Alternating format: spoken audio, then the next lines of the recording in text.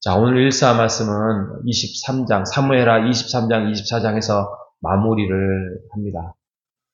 저희가 사무엘 상부터 시작해서 사무엘 하까지 한번 스토리를 쭉 하면서 오늘이 이제 종지부를 찍는데요. 23장에 가면 다윗이 특출나서, 다윗이 지혜로워서, 또 다윗이 용기가 있어서, 다윗이 골리앗을 물리칠 수 있는 그런 어떤 믿음과 용기가 뛰어나서 자라나서 왕이 돼서 이스라엘을 잘 다스렸다가 아닙니다. 23장에 가면 다윗의 팀, 어벤져스 팀이 나옵니다. 다윗은 하나의 선지자였죠. 백성들과 하나님을 연결시키는 선지자였습니다. 그래서 마지막 그 용맹스러웠던 사람들의 인물들의 이름들이 쭉 나옵니다. 쭉 나와요. 이거는 다윗의 용사들에 대해서 우리가 기억해야 할 게 뭐냐면 교회도 혼자 되지 않는다. 아무리 뛰어난 용사, 뛰어난 목사, 뛰어난 성도들이 있다고 하더라도 그것은 혼자 될 수 있는 것이 아니다. 하나님의 나라는 혼자 세워지지 않는다는 교훈을 우리에게 주고 있는 것입니다. 솔직히 어떤 사람들을 보면은 혼자 일하는 게 편한 게 있어요. 왜냐하면 주위에 말 안 듣는 사람, 또 주위에 막 불평하는 사람, 그런다 보면 같이 일하기 싫을 때가 있습니다. 그죠? 그리고 또 같이 뭔가 보조를 맞추다 보면은 조금 뛰어난 사람들의 일하는 거 보면은 안 맞아요. 그래서 그냥 혼자 하고 싶어 하는 사람들이 많아요. 왜요? 능력이 있어요, 그 사람은 진짜로. 근데 하나님은 이 이스라엘을 만들어 갈 때도 그랬고, 또 하나님의 나라를 세워갈 때도 그러고, 교회를 세워갈 때도 절대 혼자 두지 않습니다. 이름도 교회 아닙니까? 교회. 함께 모여서 흩어졌던 사람들을 함께 안으로 불러들였던 사람들이 그 사람들의 각각의 은사를 주셔가지고 교회를 이루어 가라고 하지 않았습니까?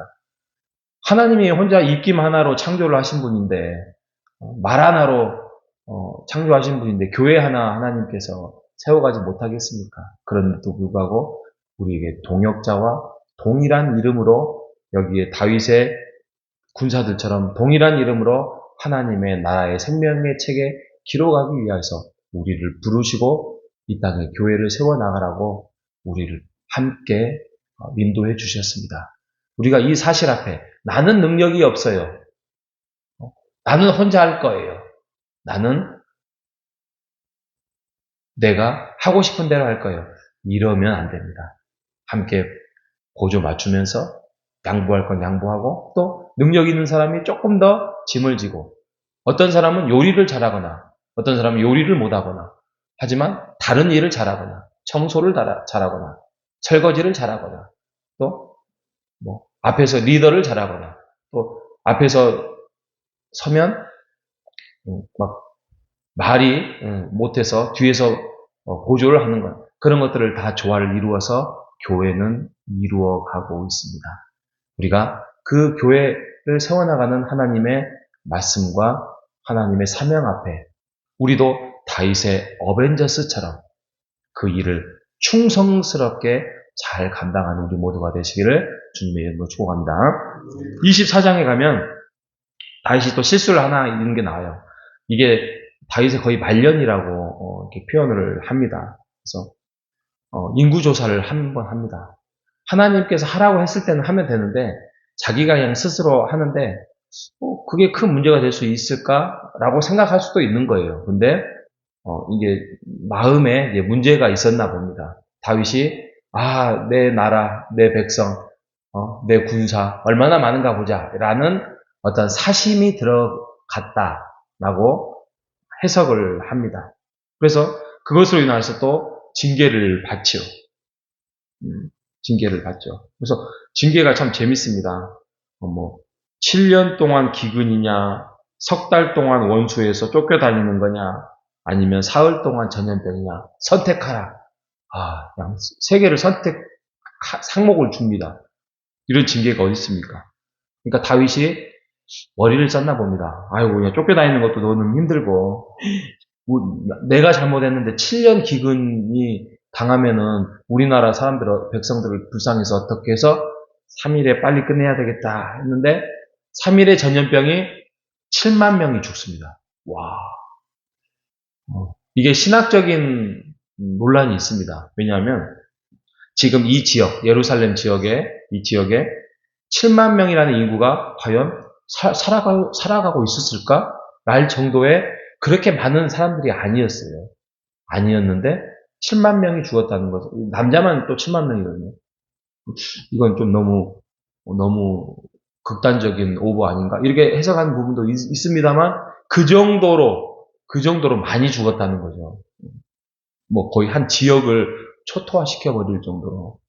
이 정도로 하나님 앞에서 우리가 뭐 지금은 예수 그리스도 안에서 우리가 모든 은혜와 사랑 속에서 우리가 살고 있지만 다윗은 이런 사건 사고에 정말 하나님 앞에서 정말 부끄럽고 죄송스러운 마음이 컸을 것입니다. 자, 사무엘을 마무리를 짓겠습니다.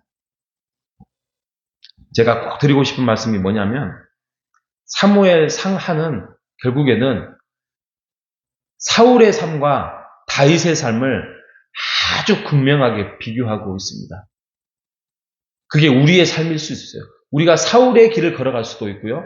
우리가 다윗의 길을 걸어갈 수도 있습니다.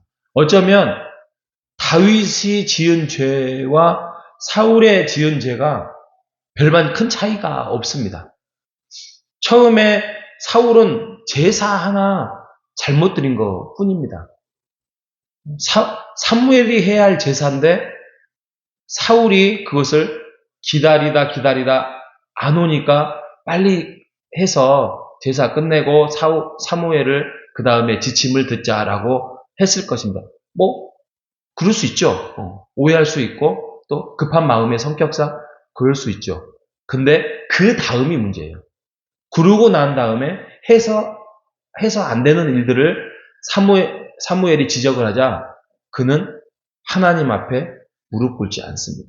사무엘 앞에 하나님 말씀 앞에 무릎을 꿇지 않습니다.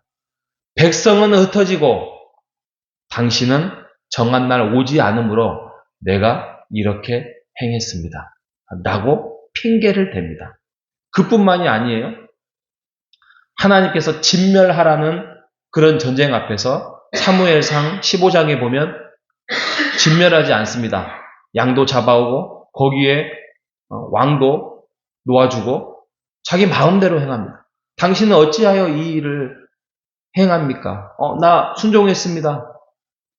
저 양소리는 무슨 소리입니까? 아하, 내가 하나님께 제사를 드리려고 좀 건실한 놈으로 제가 잡아왔습니다. 데리고 왔습니다.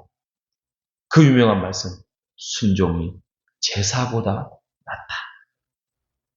이렇게 말하고 결론은 당신을 하나님께서 왕이 됨을 버려 이제는 왕을 못하게 할 것입니다. 라고 사무엘이 떠나갑니다. 그때부터 악령이 임해요. 사울이. 악령이 임해서 살인자가 되려고 하고 나라를 지키고 국방을 튼튼히 해서 외부 침입을 막아야 되는데 그런 것들은 이제는 관심 없고 다윗만을 다윗을 죽이려고 했던 그의 삶, 결국에는 그 인생의 말년에 정말 아무런 흔적도 없이 사라지는, 아예 그냥 그 집안이 다 무너져 버리는 상황을 우리가 사무엘 상을 통하여 보지 않았습니까? 그 반면에 다윗은 어떻겠습니까? 다윗 살인자예요, 살인자. 남의 아내를 빼앗아 와버렸어요. 아내도 많은데 99마리의 양이 있는데 그 한 마리의 양이 탐이 나서 그 가난한 사람의 이건 아주 죽일 나쁜 놈이죠. 그리고 뭐 오늘도 그러지만 인구조사 하지 말라고 하나님께서 하지 않는 한 하지 말라고 했는데 이렇게 하지 않습니까? 그런 거 보면 별반 똑같은 인간입니다. 똑같은 죄인이고 똑같은 경중의 차이는 조금은 일수모도 저울질을 하면 악령이 임하기 전에의 사울의 그 죄는 어쩌면 다윗의 죄보다 더 가볍습니다. 하지만 차이가 하나 있습니다. 그거는 다윗은 하나님 앞에, 말씀 앞에 순종했다는 거예요. 죄를 지적받았을 때에 그는 무릎을 꿇었다는 거예요. 하나님께 회개했고 하나님 앞에 정말 뉘우치도록 자기의 잘못, 연약함을 하나님께 부르짖었습니다. 오늘도 그러지 않습니까? 오늘도 24장 10절에 보면 다윗이 백성을 조사한 후에 그의 마음에 자책하고 합니다. 그래서 여호와께 아뢰되 내가 이 일을 행하면 큰 죄를 범하였습니다. 종의 죄를 사하여 주십시오. 내가 미련하게 또 행했습니다. 이렇게 합니다. 그리고 지적받고 또 그 범죄에 대한 징계를 받고 난 다음에 그가 18절에 보면은 아리우나 타작마당에서 하나님께 제사를 드리면서 또 간곡하게 하나님께 무릎을 꿇습니다. 이곳이 아리우나 타작마당이 어디냐면 아브라함이 이삭을 번제로 드렸던 모리아산의 위치입니다. 그 모리아산이 바로 그 다음에 솔로몬 때 성전을 지을 장소로 됩니다. 이곳이 바로 골고다 언덕이죠. 하나님께서 이 제사를 받으셨다는 거죠.